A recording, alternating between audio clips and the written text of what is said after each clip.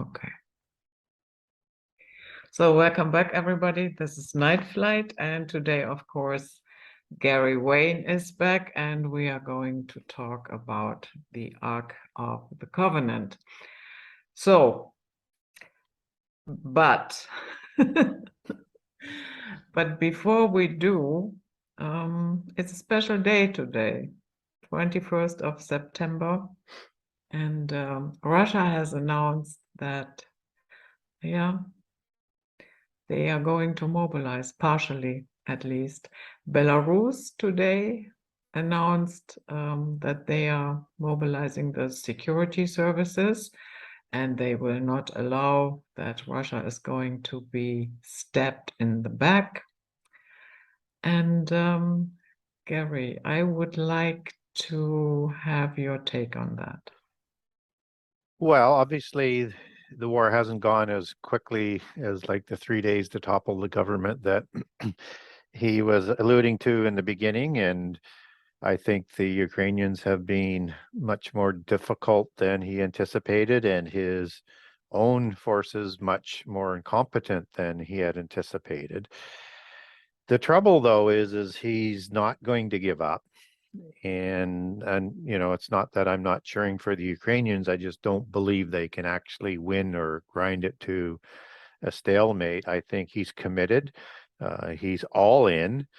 And I think the farther he gets into it, the more he'll commit to whatever it takes to get the Ukraine back, because it's so important to him. And people don't realize it's not about whether or not it is necessarily worth it. I think Ukraine would be a crown jewel. I mean, because of all of its resources as well, and all of the food and the ports and everything else. But he has a long-term vision, as he believes himself to be part of the bloodlines and part of the Putin Tsars of Kiev, to reinstate the royal bloodline that actually begat the Russian bloodline in Moscow. So it was the Putin Tsars that were, you know, did a branch in Moscow, and then the Romanovs, who took over in about 1600s, were a branch of sort of a watered down version or a diluted version of the Putin bloodline. And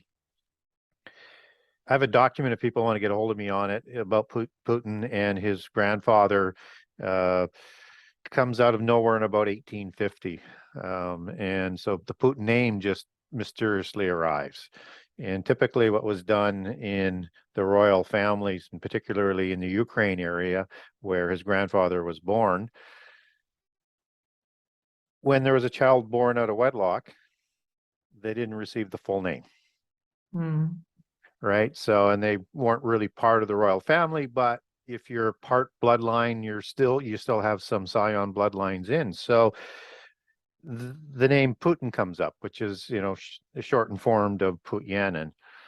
And so that's why you see Putin with all of the imagery of the double eagle and all of the great Vladimirs of the past that he recognizes, and why he's bringing in the Eastern Orthodox Church for what will be his state-sponsored religion.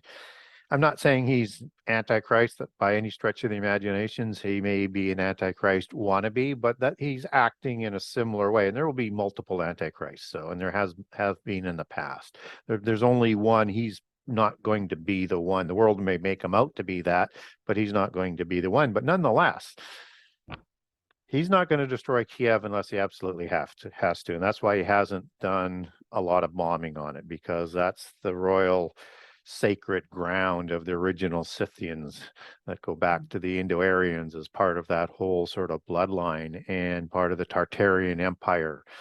Just as the Ukrainians were, you know, and the Cossacks are called Tartars. It all has that sort of etymology that goes back. So he's going to do whatever it takes. And he's under a little bit of pressure, because this was supposed to be not only a learning curve, but a stepping stone for China. So he's got all the support of China.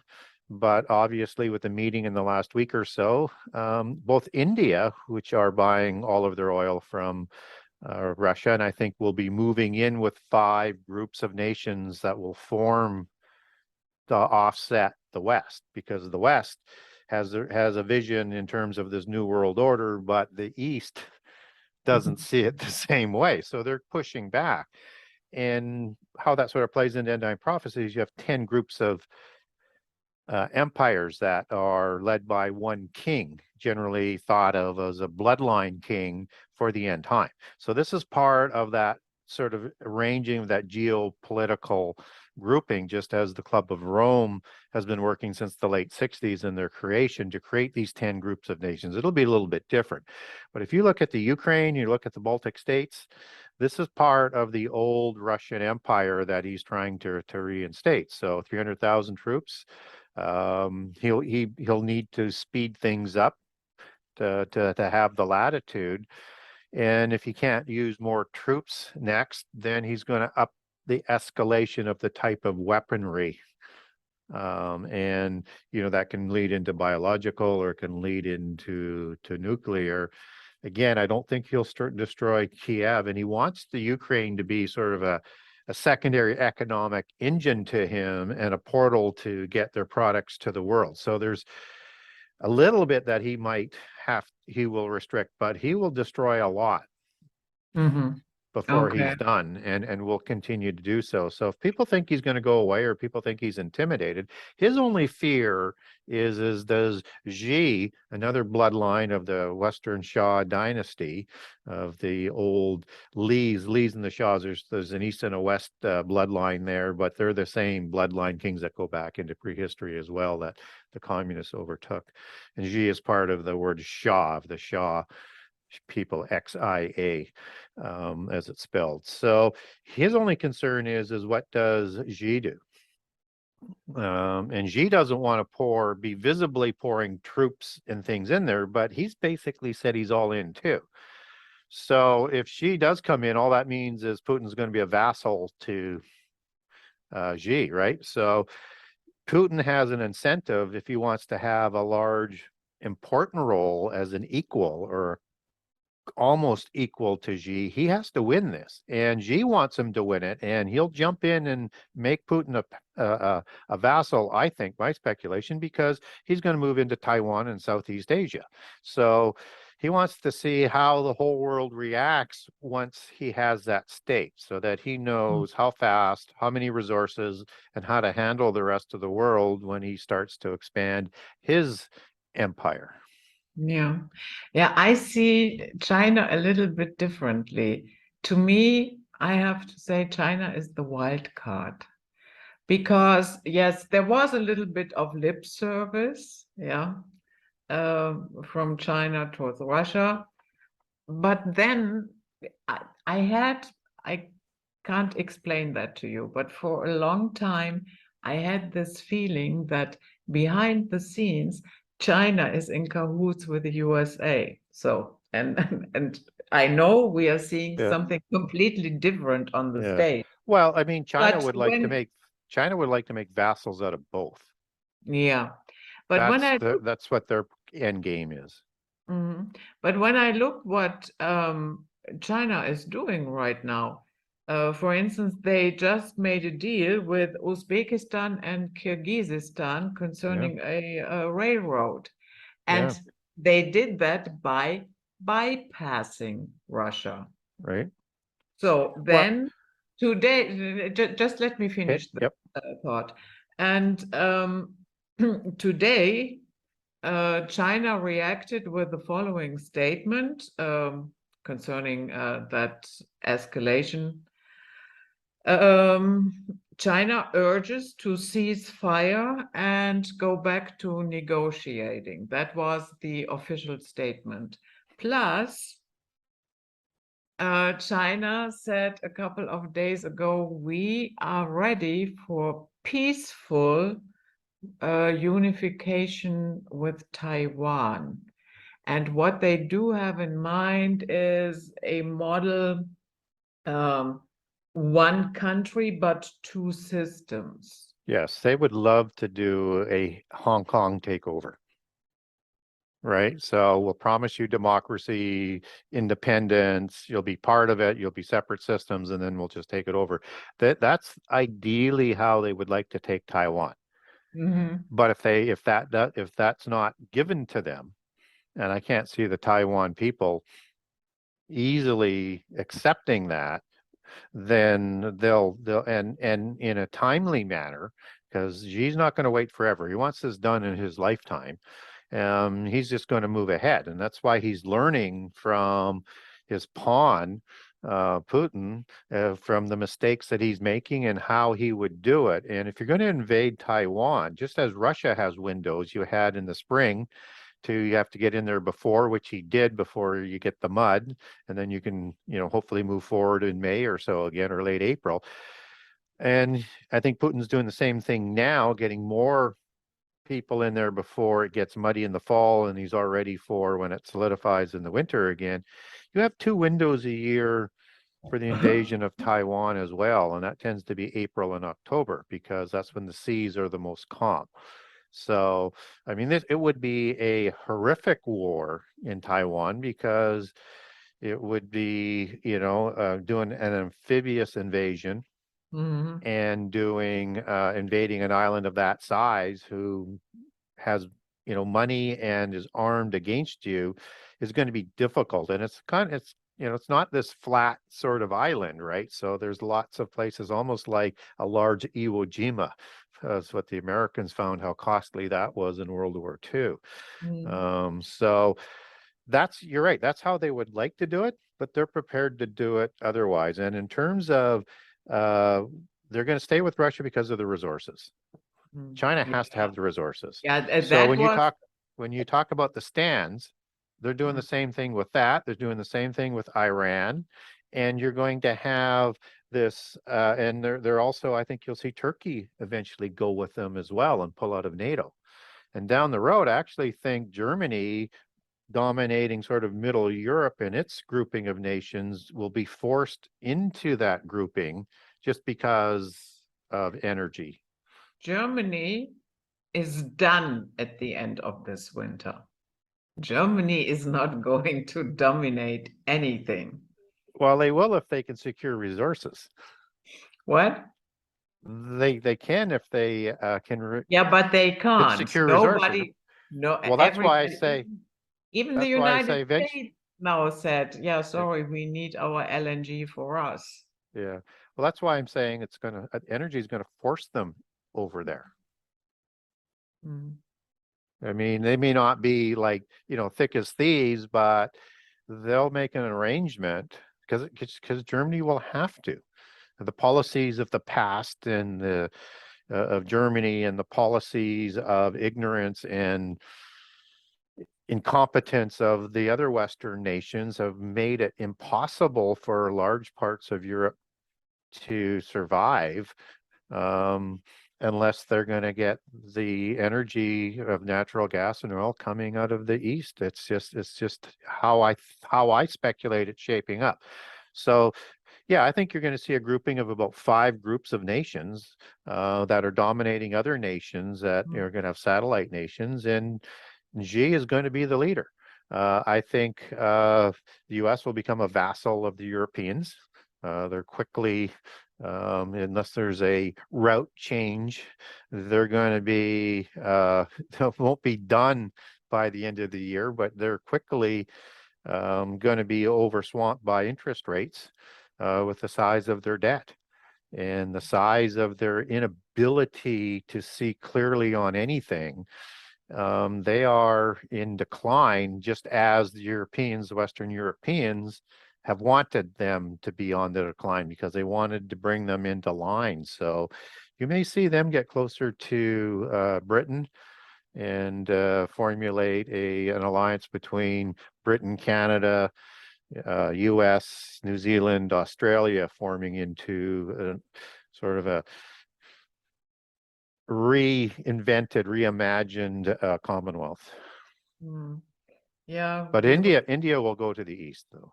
Yeah, we will see how that plays out. When I look at that kindergarten here that calls itself government, I have to say, I don't see us dominating anything. We will go into a total blackout. Yeah, Yeah, that is a I simple can't, truth. I cannot believe the planned incompetence Yeah, or by design to have done this. I mean, how anybody in their right mind could have thought anybody has leverage over the supplier of the energy just because you're the customer when the world is starving for energy.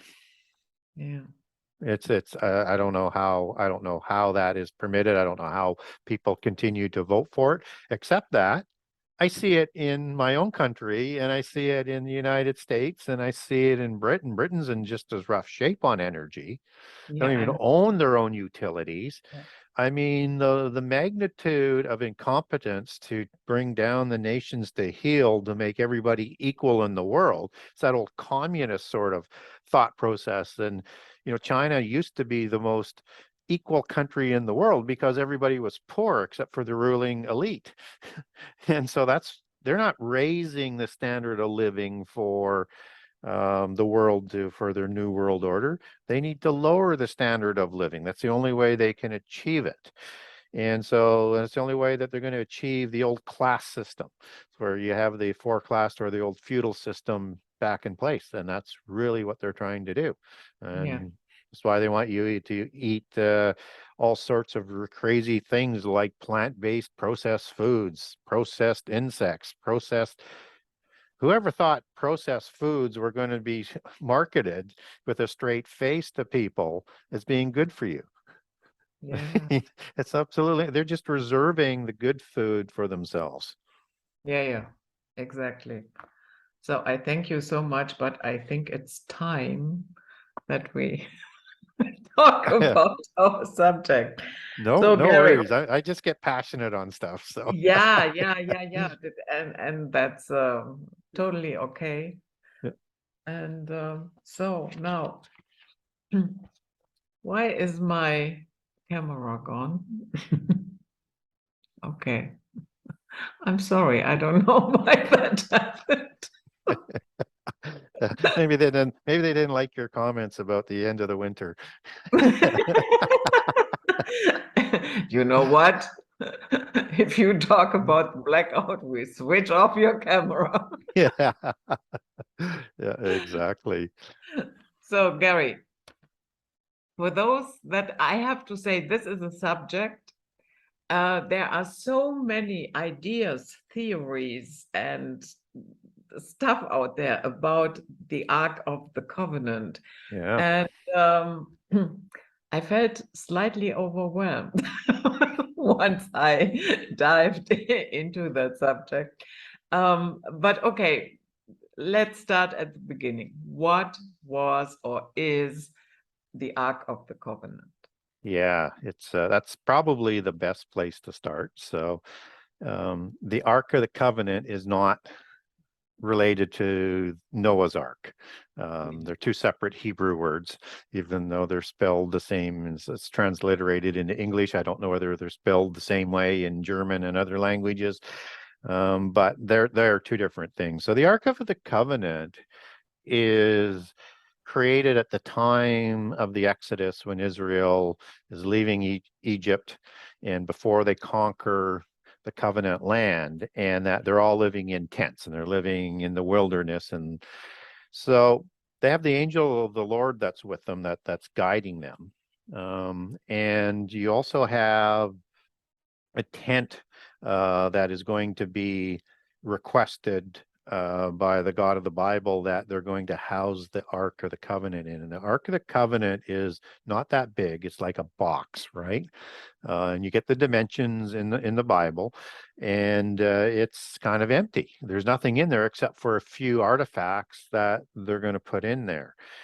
But the creation of this ark is created to be uh, stored in the Holy of Holies, which will eventually be in the temple. But in the meantime, it's going to be in the tent. And only the high priests can go in and be in the presence of the ark. Moses, of course, was permitted as well. And that there was such a power that was coming out of this box that it would be covered with curtains, because it was dangerous to look upon it, and people would die if they looked upon it. And so it is thought to be not only an energy device, but a communication device to the God of the Bible. And the priests would wear what they called an Urim and Thummim, and it was basically the clothing, and part of it was a vest of 12 jewels. And so when they were asking about God, or God was communicating them, they would get communication from God for their decisions based on how the lights were lighting up. And there's seemingly other communication as well, where God would communicate, or the Word of God would communicate with Moses directly, and with some of the visions of the prophets down the road. But in this specific instance, when they're asking for decisions from God, that's when it was used. So it's a communication device, and it's some sort of a connection into wherever God is located. And of course, in the Bible, we understand that there are three heavens, and one is the firmament that includes the sun inwards. And then you have outside the firmament, which is the rest of the physical universe. And then you have where God lives, and the angels and the spirit beings are, which is in another dimension, just as within the earth, there's another dimension for where the underworld is. And so this had an ability to be like a portal, at least for communication, into heaven, as opposed to a portal into the underworld, where you may have communication and you may go in there, but you're not permitted into heaven unless you have been invited to go there. Right? So this is just a communication device, not a physical portal to go into it. So this is a communication device, and it has power to it. As we mentioned, it was used to, people who looked upon it were killed. It was used to dry up the Jordan River. It was used as a magnifier of the shouting and the horns to bring down the walls of Jericho. So it has power, and it has an ability to direct that energy and power for what it wants to do. And yet there's no computer device in there. There's no crystals. There's nothing like that. But somehow it has the ability to house either a spirit. So it could be the Holy Spirit, it could be the Word Spirit that's housed in there, that is used to transmit that power, but something is transmitting that power. So it's either is coming through that portal as energy, or through a spirit that's in the box as an oiketerion or a dwelling place. But it has the ability to do that. So that's the short story in terms of what it was designed to do. And it was designed to show the world that the God of the universe, the God Most High, was with a nation that he created as a nation separated from the rest of the peoples of the earth, and as a nation of priests for a special destiny, even though they would screw it up royally over and over and over. So what was exactly in this chest? The Ten Commandments? Yes. A little bit of manna? Yep. And Aaron's staff? Yes. And that was it. Okay, that was it. Okay. And that was there, I think, just to store it, to secure it, to make sure it survived as a testimony for what happened then for the end time. Okay. So when they walked through the desert, the ark, was going in front. Yes. So was there a particular purpose for that? Well, and a lot of times the angel of the Lord that was with them was out in the front too, right? And they may have been, it may have been working together. And there's a good case that the angel of the Lord is the spirit version of the word that became Jesus, right? And that's the one that's in the flaming fire. It's not Elohim, it's Yahweh, which is thought to be the word of God.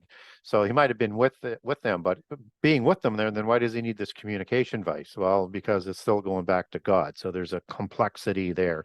But it was led out in front as a sign of God being with Israel, and God was, as long as Israel was faithful, was going to deliver up their enemies for them. And that when, if you saw that, you should leave. You should not make war with the God, because he would drive you into utter panic and deliver you up for utter slaughter, utter destruction, Karam or Haram, as it's called in Hebrew, that the Israelites made war against the Canaanites and the hybrids and the Rephaim that were in the covenant land. There is one story with where the ark almost slipped and somebody stopped it, and he, as a result, died.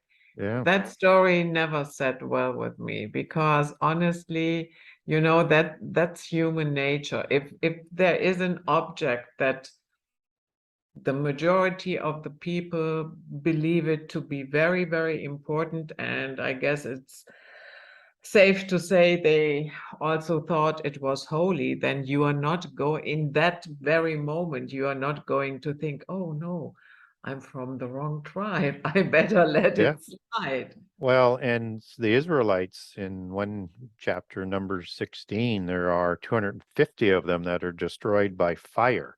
And they're quite upset that members, who have been loyal, um, were destroyed. And it's at the time of the rebellion of Korah, but that's a separate amount of deaths. That's 50,700 people are going to die in there. But so that does tend to happen.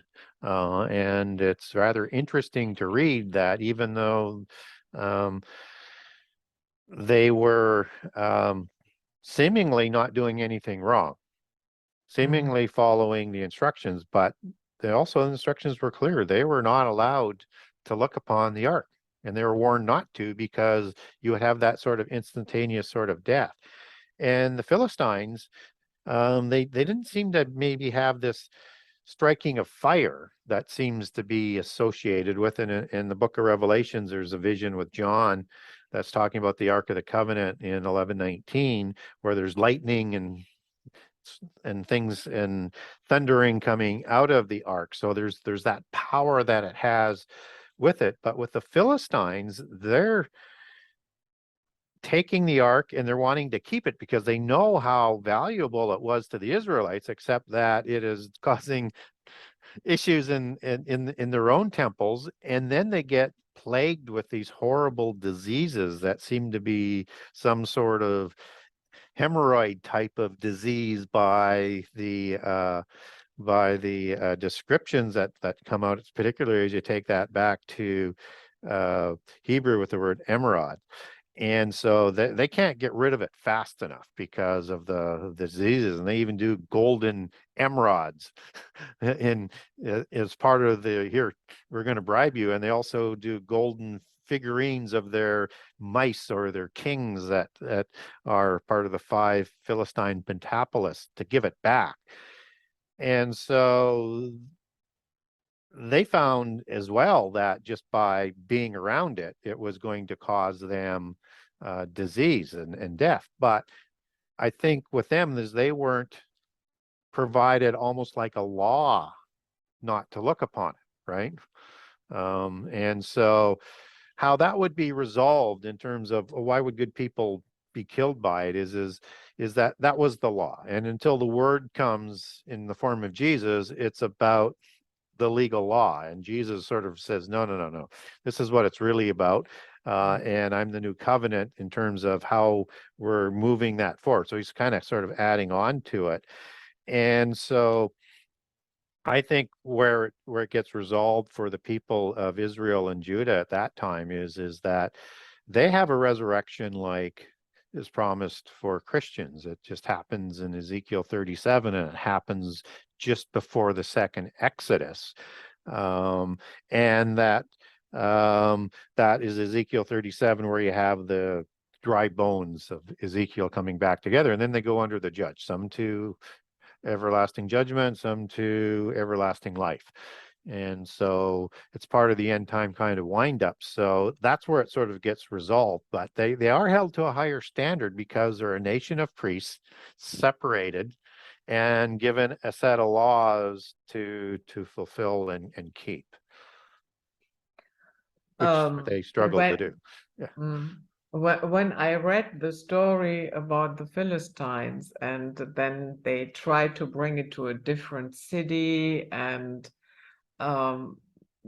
those people were not amused about it. No, they were not. And so, yeah, I would say the reaction, when I looked at the reaction, I have to say it feels as if they react to a weapon. Yeah, it is in part a weapon. Yeah. I think the Ark was part of, in wherever they took it out in the wars and it was utilized, it was also part of the weaponry that went out and helped utterly destroy the armies that they were against. And so this thing was not to be dealt with lightly. And in Exodus 19, it says, do not gaze on it. It's not like you're doing anything harmful. Literally, it's don't even gaze on it. That's why it's covered, because it's a dangerous object that you're not clean enough, you're not holy enough to be looking upon it unless you're permitted to do so.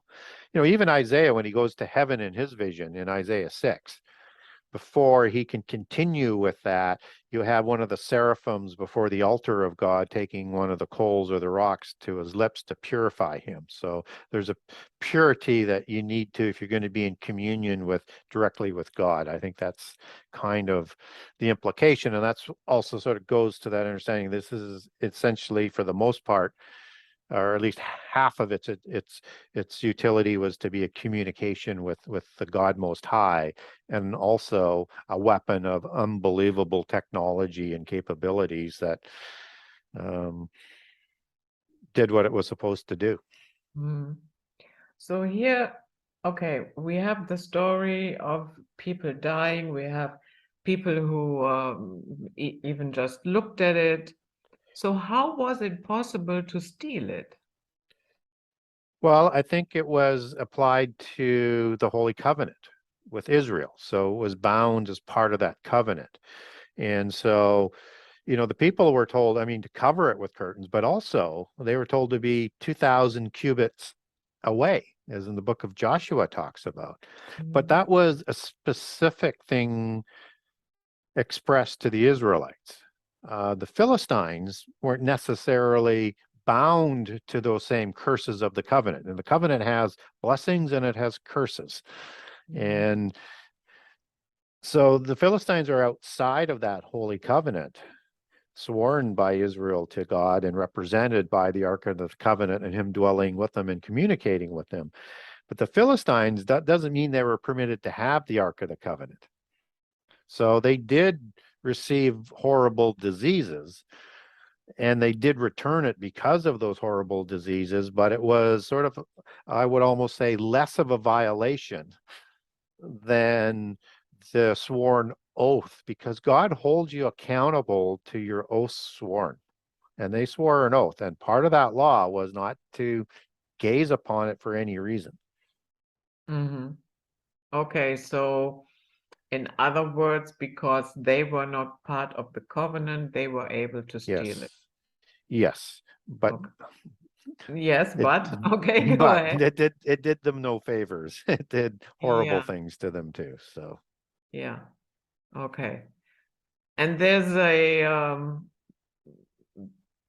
quite an interesting story with Dagon as well.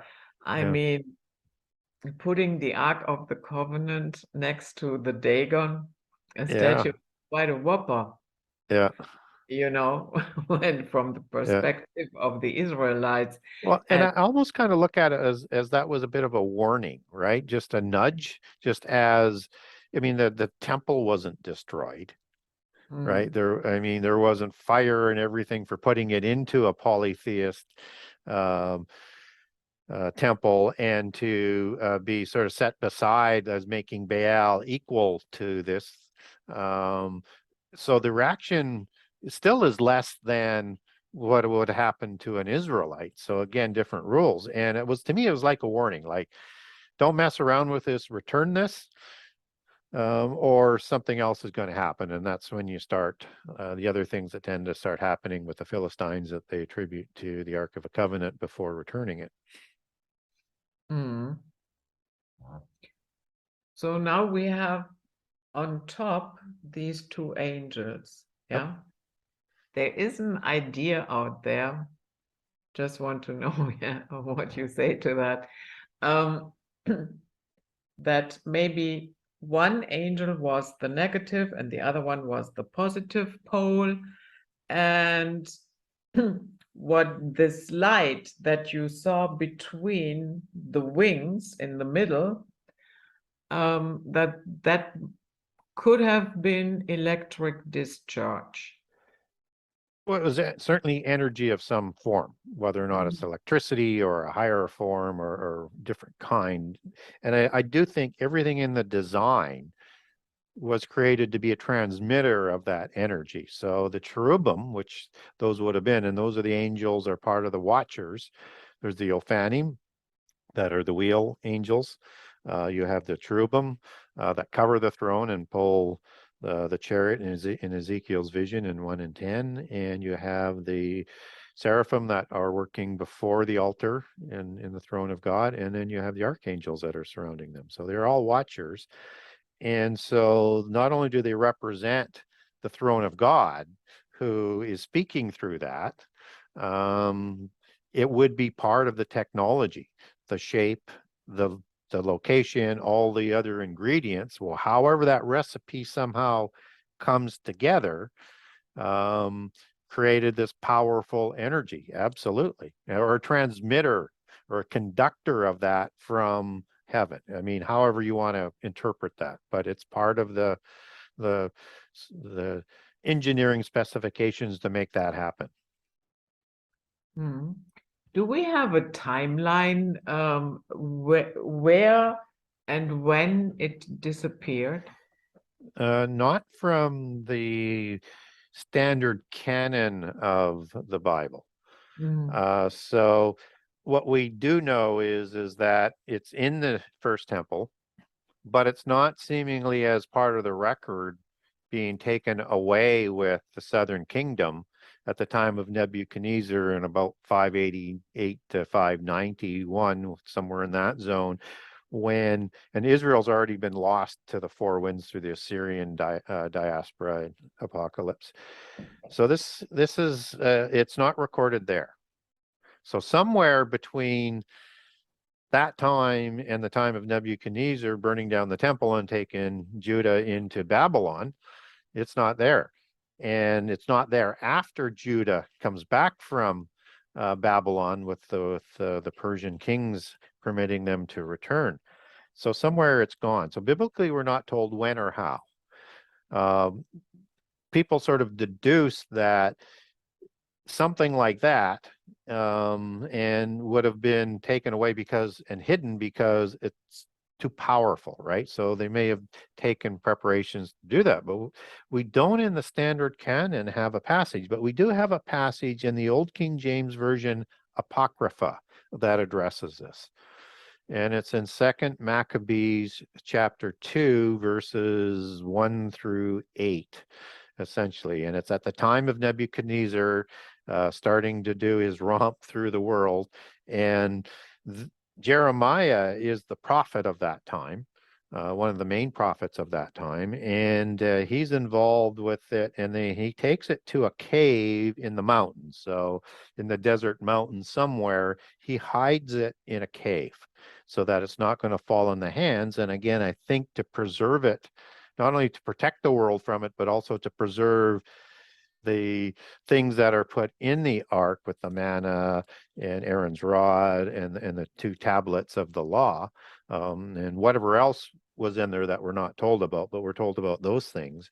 And what it also says is that it was to remain there until the gathering of God's people again at the time of the second Exodus, which will happen after the midpoint of the last 7 years. So probably at the time of the Exodus, it's going to be part of the people from all over the world, awakened lost Israel, the visible tribes of Judah that are out of Israel around the world, being taken in Exodus, led by their Messiah, led by Elijah and 7 shepherds, and will be led to the wilderness. So again, where Judah is going to flee at the time of the abomination. This is Judah in the city of Jerusalem in the land of the covenant, because they're going to recognize the times as Daniel prophesies.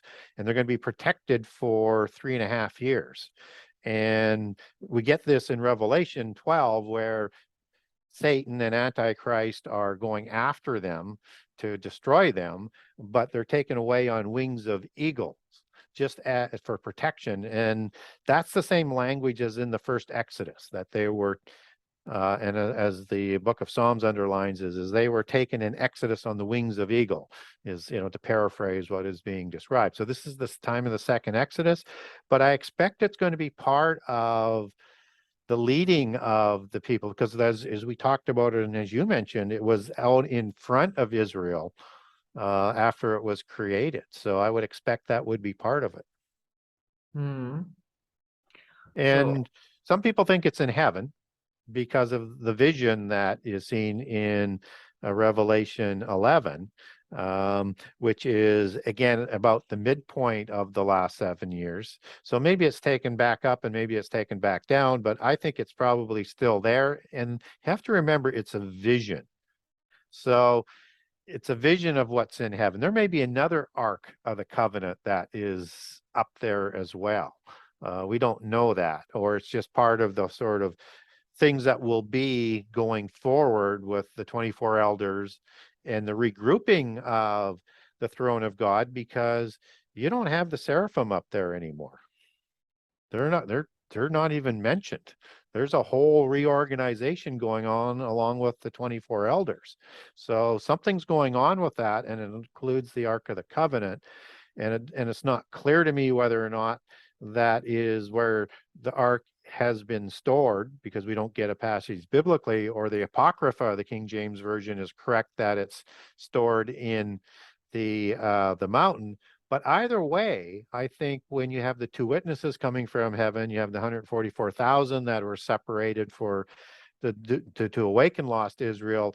If you're going to have people who didn't die, so it could be like leading, the 2 witnesses could be people like Elijah, could be like the disciple Jesus loved. It could be Enoch, son of Jared, who was taken to heaven. They're going to suffer the second death. They're going to come back from heaven. And that implies then that maybe the ark would come back in time for the second Exodus, after Jesus comes back first for rapture, and then he comes back for second Exodus, which happens after rapture, and then that's in the year of the Lord's favor. I don't know whether he has it at Armageddon. It's not mentioned at Armageddon, but he comes back again for Armageddon. Okay. So around the time of Nebuchadnezzar, we lose the trail. Yes. Okay. So in other words, in the second temple that was in Jerusalem during the time of Jesus, there was no Ark of the Covenant in the temple. What did they put as a substitute into the Holy of Holies? They may have created another one, but Okay. yeah, But does and, it say that? no, it doesn't. Okay. It's left blank, right? That's what it could have, and but they still had a holy of holies Mm-hmm. that they had created. That was where they still went in and worship. So when somehow they're communicating as well. Only you don't tend to get a lot of prophets after the building of the second temple, right? Because you have no prophets, because that's where the sort of prophets sort of end until Jesus comes along, and then the disciples will have some prophets amongst them. Mm. So I would say they had a holy of holies, and it was probably the right location where this was. But my gut feeling, my speculation would be not there, or they did some sort of recreation that didn't have the same kind of power. Yeah. So, but we don't get, as I say, we don't get either. But they certainly had the directions to rebuild it, so they could have, just as other people would have built copies of the ark, because there's a record of it on how to build it. When you say there were no prophets during that time, does that indicate that, yeah, let's say the relationship, the connection was not that strong as during that time? Yes, because they had violated the Holy Covenant. So, and Judah was sort of given a stay on it, because when Assyria took the northern tribes away and into exile, they repented again. But they still backslid until they were going to be completely punished until the end time. So what is going on there, and I won't dwell along on this, but in the blessings and the curses, there's two ways that the destiny of Israel and the bringing about the Messiah is going to be brought about. One is through the blessings of the curses, if they fulfilled the covenant and kept it. The other one is through the curses. And so the curses cause the diaspora, and it causes the temporary annulment of the covenant with those diasporas. And then in the second temple version, you have the coming of the Messiah. They don't have those prophets. They don't have that same type of connection, and they don't recognize the coming of their Messiah, which is, causes the next violation to the covenant, because that's why they were created. They're created to make the avenue available for the Messiah, and then to accept them as their Messiah. But they do not. And so they will accept, Israel and Judah will accept Jesus as their Messiah in the end time, with the sign of Jesus coming as the one, and understanding that the Jewish people will realize that's the one that they pierced. And they will be brought back into the Holy Covenant, because God never forgets his covenant.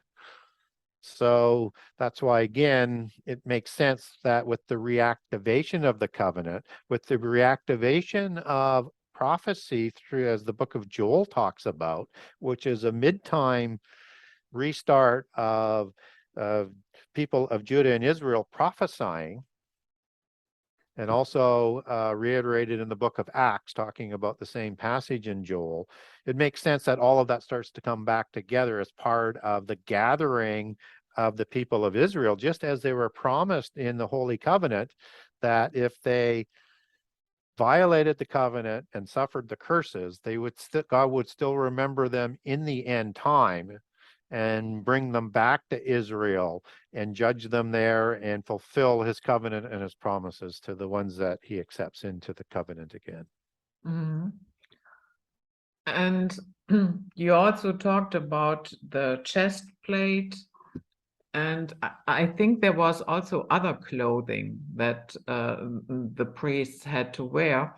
And you know what I thought, when, especially about the chest plate, you can also look at this from the point of view, it is covering the vital organs. It is. And whatever type of energy was emitted from this device, from this object, so that it didn't affect them. You know what I mean?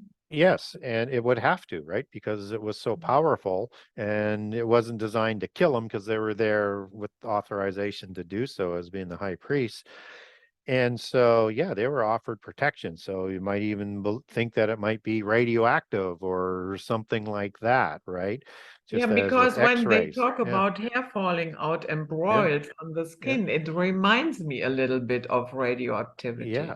again, could be a more powerful kind of version of it, but Mm, the makeup of those 12 joules and the composite of the plate, it would protect that, and it would probably, they would absorb that energy and reflect it back, I guess, but it would light up the lights in terms of the communication.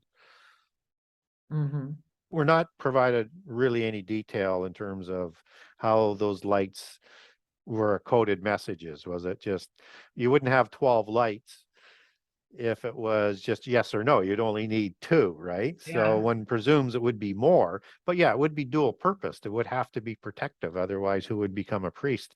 It would be like yeah, sacrificing yourself to Baal, right? yeah. Yeah, when you say it was also a communication device, and who knows, maybe what is going to light up there. Maybe they could also dial in. Let's It's like a say, keypad, right? yeah, let's say that there was really some kind of discharge going on Yeah, between yeah, those two angels, and then somehow that chest plate yeah, had maybe the correct frequency, or what do I know? And it was possible for yeah. them to contact Yeah. willingly. Yeah, it seems reasonable that they would have the ability to contact as well, whether or not they got a response or not. Um, but yes, one would presume it was a two-way communication device. Oh, that's really that's fascinating, I have to Yeah, say. it all just sort of opens up the door to your imagination because we get so little information in terms of how it was dealt, and it was, obviously kept secret, but it was part of the communication exercise. Yeah, yeah. And I mean, what an incredible piece of technology. Yes, and why people have been so interested in it. Yeah. Yeah. I haven't really dug a lot into some of the experiments that were done in the 70s and 80s, but I used to read about in the newspaper of reports that people were building the ark and they would stop because whatever was going on with it was creating too many problems, and so they never got really sort of to the completion of it, because they were fearful of what it was starting to do. Um, but I think there are other arcs of the covenant around the world, and when you look at that ark, it's not an unknown concept in other civilizations of that time. Others, like the Egyptians, for Oh yeah. example, had arcs, right? Mm. And so there was a counterfeit, if you want to look at that, or a polytheist version that they were also using it for. Yeah, May but may not couldn't, have been quite as powerful or whatever, but but it was a similar type of thing that was part of the religious sort of context to those yeah. cultures. And we know Moses was educated. At Heliopolis. Yeah, Yeah, yeah, exactly. So he was familiar yeah, with these different Anubis chest and what have yeah, you. So I would say the fact that the Ark of the Covenant resembles, um, some of these Egyptian chests, yeah. couldn't it also be because they really stayed there for many generations? Sure, it could be part of that, and I think there's a purpose for that kind of design that was created. I mean, first of all, I'll take it apart in a couple aspects. So if you look at whether or not there's a host of heaven and a hierarchy in heaven. If you look in polytheism, they have a similar sort of setup, and we understand that as the Council of the Gods in Psalms 82. You have a polytheist version and you have a monotheist version. And you see that as a sort of a constant. And so it makes sense that you might have something similar with the Ark of the Covenant. Now, just as Moses was raised in Heliopolis, as he would have taken the oaths, as he would have learned the mysteries, he would have been an adept as a royal bloodline, and he understood the language and how to communicate and the taciturn symbology of things in terms of how they can communicate. So just as he comes back and he's able to talk at the court and he can deal with the priests, he's been educated in all this. And just as they have staffs that turn into a stake, he has one, but it's more powerful. I think you have the same kind of analogy there with the ark. It's to show the other nations that yes, you have an ark and it's part of your religion, but Israel has a more powerful ark because their God is more powerful. So I think all of that is sort of going on. And if there's some Christians out there that might be concerned about what I said about Moses being educated into the mysteries, well, he just was. And we know he probably swore an oath because after he dies, And he was raised by royals. and he was raised by royalty. He would have to have been. And so, Royals. yeah, so after he dies, Satan shows up in the book of Jude and is going to claim his rightfully sworn to, loyal bloodline individual, even though he was sort of adopted, but the Pharaoh didn't know that because he had sworn an oath to Satan, to the polytheist gods. And he was there to claim that body back. And that's why Michael goes to say, yes, he did swear an oath. He will be held accountable, but God is nullifying that oath and is protecting Moses for what he has done. And so, and the faith that he had in God. So the Bible tells us that that's probably, if we put the dots together, that's what's going on, because otherwise Satan wouldn't have any legal right to claiming Moses. And it takes Michael to come back who's the strongest angel after the fall of Satan to enforce that. So here is another very, very wild idea. And if memory serves, it comes from the book, The Manna Machine. The manna machine. The manna, yeah. Well, anyway, what it boils down to is that allegedly the Zohar, which is part of the Kabbalah teachings, is this Ark of the Covenant is called Ancient of Days. And there is a dispute, and some say it's a mistranslation, and it should be translated as the transportable one with tanks. The transportable one with what? Tanks? Tanks. Tanks, tanks? What do you think that means? Yeah, that sounds more like a flying machine or something. Or what do I know? Or what the tanks are for. Yeah, I just thought you might have more insight than I did on that. So we don't know everything the Ark could do. We just don't. And so it could possibly do things that we don't know about. I mean, we don't know how the manna shows up. Does the Ark have anything to do with the manna? I mean, we just don't know everything that it did, but it was like at the center of their religious organization, right? I mean, it was the center of their civilization at that time. And so it could have done a lot of things. And, I think there's things that are recorded in Kabbalism because it's Jewish mysticism that can help us sort of understand some of the things about the ark and other things. I mean, it's just like you don't ignore everything in polytheism because you're a Christian, because it makes no sense. What I do is I measure everything against what the Bible says and see how Mm-hmm. consistent it is, and it can add more context. So, like if I read something about um, the heroes and the giants in Greek mythology, okay, I get that. I may not buy everything that's written in there, but there's a consistency to what the Bible is talking about with the Nephilim. So you need, I would encourage people to learn about these things, but if you're Christian, make sure you measure everything against the Bible, because Yeah.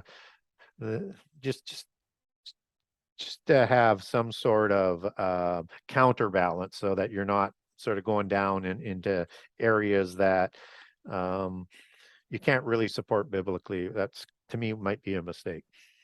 Yeah. Okay. Yeah. I mean, some people do not like to do that, to gather information from outside Yeah, of what is, yeah, I don't know, allowed to read. But I always argue, know your enemy as well. exactly. That's how I sort of view it as well. So, and the thing is that it not every, I mean, it's not right to think that everything that another culture has, another people has, another religion has is all evil and Yeah. lies. Um, we have free choice. We have the ability to choose what we think is right. But in the details of what those other religions and sources might have is that they are talking about things from their own particular viewpoint, from their own cultural viewpoint, from their own religious viewpoint. And so in that vernacular, there's, there are even going to be difference from other sort of akin of polytheist religions. But there's that consistency that is just viewing the same events of history. It's Mm. just through a different lens. And so we can glean some details off of that safely and consider the other things that they're talking about, and but make your own decisions. And for a Christian, I'm just going, try and measure it against what it says in the Bible, and you're going to be fine with it. Yeah. Um, but do be careful, because when you start getting into reading all of the religious documents, which is a lot of the history that comes from around the world, it can be quite seducing. It can be quite, because again, it's not presented like they're being, that they look at themselves as devils. I mean, they don't. No, But no, what they no. do believe, there is a good and an evil, Mhm. and depending on which side you're on, you look at the other side as good or evil. But that's why I encourage people, whatever your belief system is to learn about things and make your own decisions, because you will be held accountable for your decisions. And making no decision is a decision. Yeah. Yeah, yeah, exactly. So, Gary, that was a great first hour. We will take a short break. And so, yeah, until next time, this was the public hour, and we will see the patrons on the other side.